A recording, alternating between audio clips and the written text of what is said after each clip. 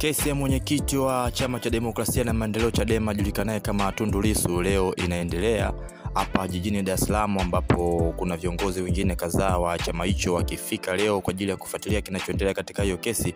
Miongoni mwa watu waliofika ni ambao walitangazwa kwamba wanatafutwa na jeshi la polisi lakini wakatoka kwa dhamana. Hapa yupo mtu kama Sugu, yupo Heche, yupo Golugwa, lakini pia yupo Tugulema. Hawa wamekuja kufuatilia kesi ya Lissu ya uhaini ambapo inaendelea leo Novemba 12 siku ya Jumatano. Muda huu tunavyoongea kesi inalindima. Sasa kama tunavyojua inaonekana kwamba sehemu imetulia zaidi, kuna ukimya, kuna fujo na hiki kimvua siku Dar es Salaam kama leo tunavyojua kesi inaendelea kulindima. Sasa kipi kitajiri? Kama tunavyojua hao wameachiwa wote, na ndio inaonekana kwamba walikuwa watu ambao wanaipa kizaazao, wanaipa mchafuko ukichachua Chama cha Mapinduzi kutokana na mfumo wake unavyoendesha nchi. Sasa tuone leo kipi kitajiri katika kesi ya Lissu. Je, hatima itapatikana au itaahirishwa tena kama tulivyozoea wanavyoirusharusha?